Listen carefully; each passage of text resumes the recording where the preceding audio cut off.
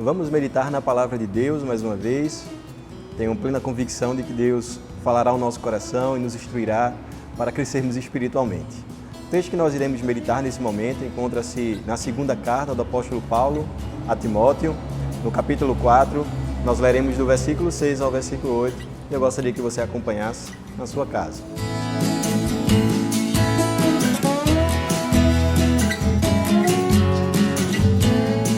O texto diz: quanto a mim, estou sendo já oferecido por libação, e o tempo da minha partida é chegado. Combati o bom combate, completei a carreira, guardei a fé.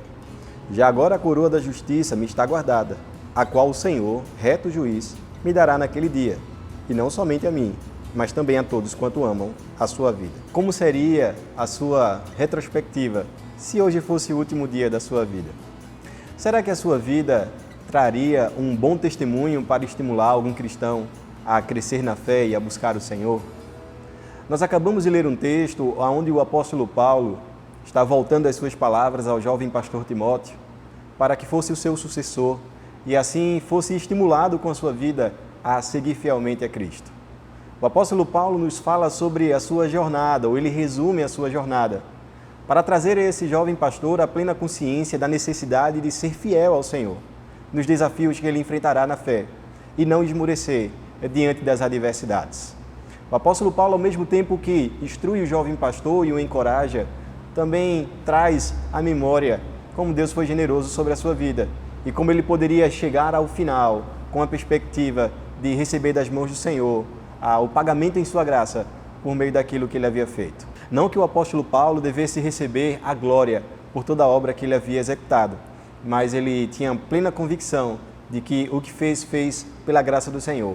Por isso deveria ter o coração contente, o coração grato a esse Deus. No versículo 6 nós vamos observar que o apóstolo Paulo, ele nos apresenta a sua condição.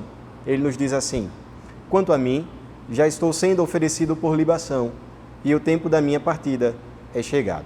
Paulo inicia os seus conselhos ao seu tutelado, ao seu jovem pastor Timóteo. Ele tem agora a condição de trazer algumas questões da sua vida e apresentar como ele estava vivendo naquele momento. Ele diz que já estava sendo oferecido por libação. E essa é uma expressão que nos remete ao Antigo Testamento, porque antigamente, quando uma oferta ela era trazida ao Senhor, um sacrifício, você poderia levar óleo e vinho para derramar sobre a oferta e assim traria uma oferta ainda mais agradável ao Senhor. De modo que o apóstolo Paulo apresenta a sua vida ou a sua condição naquele momento como uma vida que está sendo derramada diante do Senhor, como gratidão por tudo que Deus havia feito ao apóstolo Paulo. Ele não está terminando os seus dias com um coração pesado, nem com um coração queixoso em relação ao seu Deus, mas ele conclui os seus dias com uma vida grata ao Senhor por ter ajudado o apóstolo Paulo, por ter usado a sua vida para a pregação do Evangelho. Se o apóstolo Paulo havia executado os seus dons e talentos para servir o Senhor, se ele havia tido uma vida de fidelidade e se ele estava nesse momento usando para consolar e encorajar o seu sucessor, ele tinha plena consciência de que deveria ser grato ao Senhor, porque Deus havia feito todas essas coisas. Como nos diz Santo Agostinho, parafraseando, se Deus deu todos esses dons ao apóstolo Paulo, ele não está se gloriando por entender que partia dele, mas que partia do próprio Deus. Deus, ele é glorificado por meio daquilo que ele mesmo nos dá. Mas observe que ele diz que está sendo oferecido por libação e o tempo da sua partida é chegado. Na primeira prisão do apóstolo Paulo, ele tinha a consciência de que haveria de sair daquela prisão, de que voltaria a pregar o Evangelho e cumprir o seu ministério. Mas nesse momento nós estamos vendo em sua segunda prisão que essa não é a sua realidade. Com a expressão partida, ele sabe que os seus dias está de fato chegando ao fim. Ele estava consciente de que se encontraria com o seu Senhor. O termo partida pode ser ilustrado por um navio que está partindo de um porto ou até mesmo por um viajante que está desmontando a sua barraca a fim de encontrar um novo desafio e uma nova jornada. Dessa forma, o apóstolo Paulo entendia que a sua condição era uma condição de encontrar o Senhor em um breve tempo. Outro fato importante que nós precisamos entender desse texto é que o apóstolo Paulo ele não se coloca como a própria oferta. Observe que ele diz que está sendo oferecido como libação. E por que o apóstolo Paulo não faz isso? porque ele entende que somente a oferta perfeita é o Senhor. Só Deus é o sacrifício perfeito. A sua vida não poderia trazer perdão para os seus próprios pecados, mas Cristo, com a sua vida, sendo o sacrifício perfeito, ele apaziguou a ira que existia sobre nós em relação a Deus. Ele satisfez a justiça do próprio Deus e ele também trouxe à nossa vida um perdão real e eterno. De modo que Cristo, ele satisfez todas as exigências da lei, cujo apóstolo Paulo não poderia fazê-la e nem nós mesmos podemos fazer. No versículo seguinte, nós podemos observar o apóstolo Paulo no versículo 7 dizendo o seguinte: combati o bom combate, completei a carreira, guardei a fé.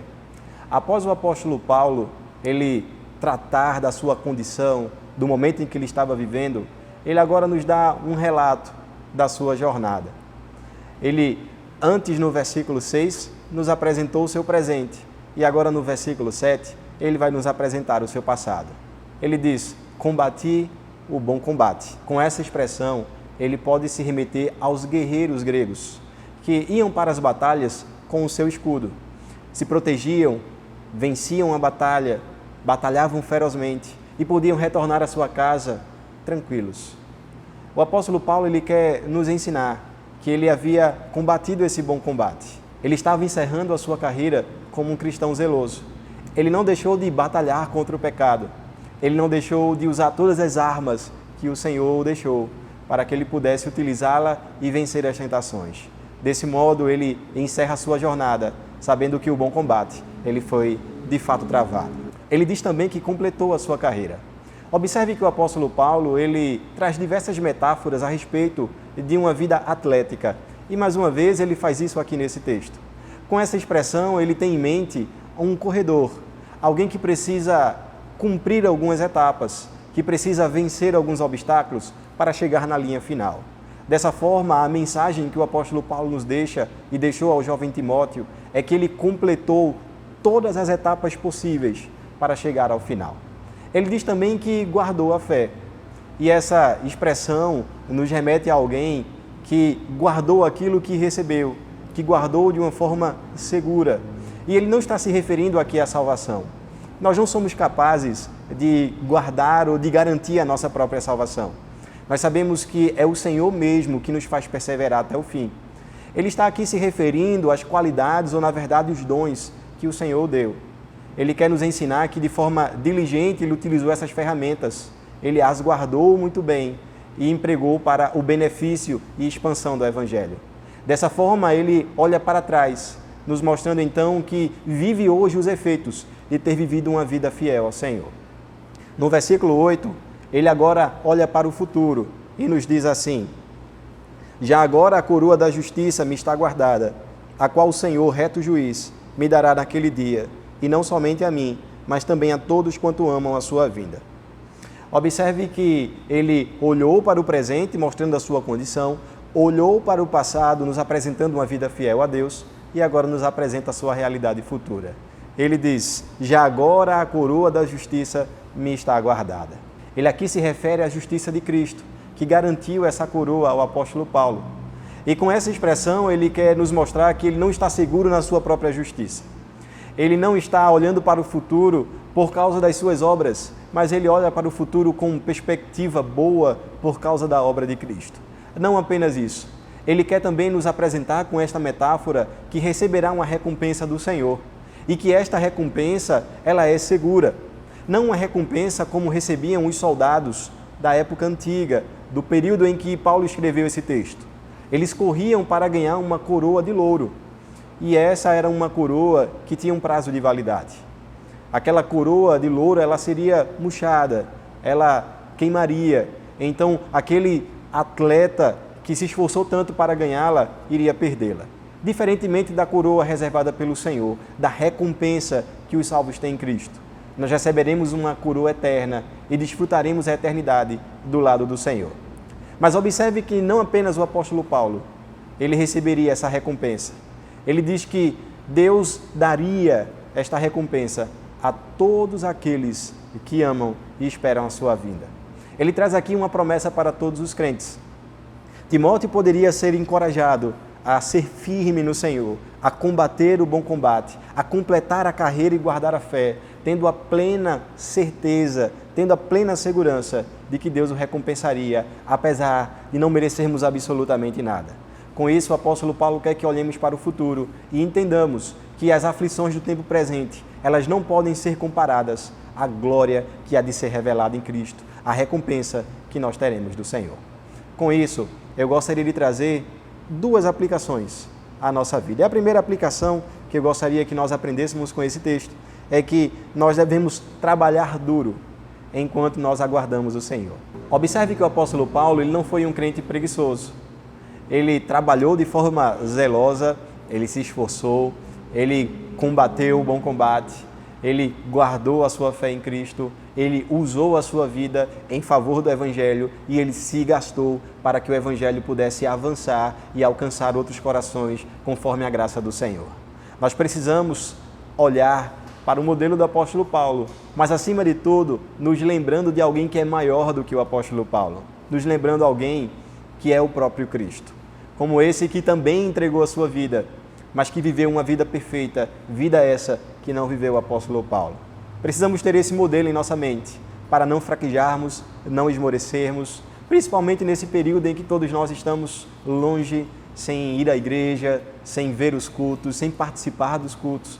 Nós temos que ter os nossos olhos na eternidade, temos que ter os nossos olhos no Senhor, para continuarmos vivendo uma vida operosa. A segunda lição que nós podemos extrair desse texto, dessa breve meditação, é que Deus nos reserva um futuro glorioso. Independentemente das adversidades que nós enfrentamos na era presente, nós temos a plena convicção de que aquilo que nos foi prometido em Cristo será realizado pelas suas próprias mãos. Nossa vida pode ser uma vida de dores.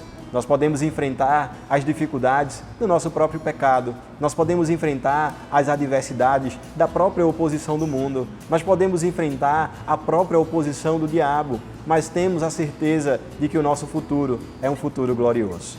Não seremos vencidos pelos nossos adversários. Não seremos vencidos pelas enfermidades do nosso tempo. Não seremos vencidos pelo desemprego ou talvez por uma crise econômica. Nós seremos sempre vitoriosos porque portamos o Evangelho de Cristo. E a nossa vitória, ela não diz respeito a boas circunstâncias. A nossa vitória diz respeito a um Senhor que morreu e ressuscitou, trazendo plena esperança ao nosso coração. Que Deus nos abençoe e que esse futuro glorioso que nós já experimentamos hoje possa trazer ao nosso coração a verdadeira motivação para sempre batalharmos por essa fé e avançarmos até o dia que o Senhor nos chamar. Que o Senhor nos abençoe.